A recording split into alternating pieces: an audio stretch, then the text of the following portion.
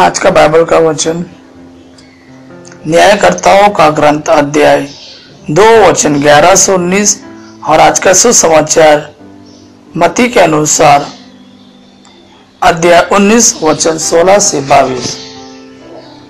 न्यायकर्ताओं का ग्रंथ अध्याय 2 वचन 11 से 19।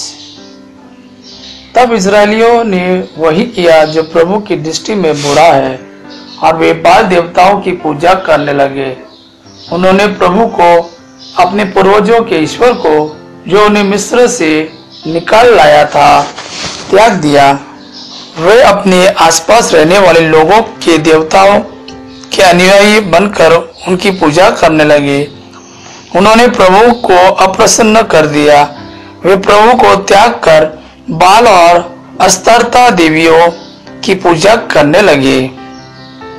तब प्रभु का क्रोध इस्राएलियों के विरुद्ध भड़क उठा। उसने उन्हें छापा मारों के हवाले कर दिया जो उन्हें लूटने लगे। उसने उन्हें उनके शत्रुओं के हाथ बेच दिया और वे उनका सामना करने में असमर्थ रहे।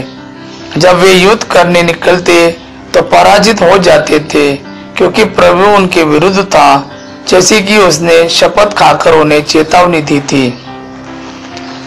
जब इस्राएलियों की दुर्गति बहुत अधिक बढ़ जाती थी तो प्रभु न्यायकर्ताओं को नियुक्त किया करता था, जो उन्हें लूटने वालों के हाथ से बचाया करते थे। किंतु वे न्यायकर्ताओं की बात नहीं मानते और पथभ्रष्ट होकर पराये देवताओं की पूजा और उपासना करते थे। वे प्रभु की आज्ञा पर चलने वाले अपने पूर्वजों का मार्ग शीघ्र ही छोड़ देते थे। वे अपने पूर्वजों का अनुकरण नहीं करते थे। जब प्रभु उनके लिए कोई न्यायकर्ता नियुक्त करता था तो प्रभु उसका साथ देता, और जब तक न्यायकर्ता जीता रहता था तब तक प्रभु इस्राएलियों को उनके शत्रुओं के हाथ से बचाया करता था।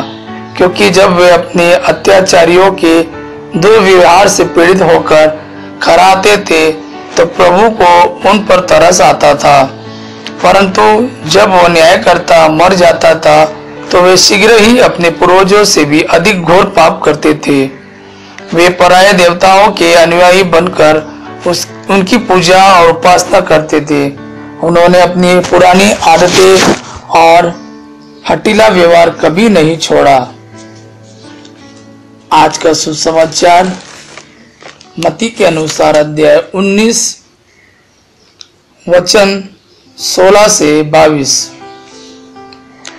एक व्यक्ति ईसा के पास आकर बोला, गुरुवर, अनंत जीवन प्राप्त करने के लिए मैं कौन सा भला कार्य करूं? ईसा ने उत्तर दिया, भले के विषय में मुझसे क्यों पूछते हो? एक ही तो भला है।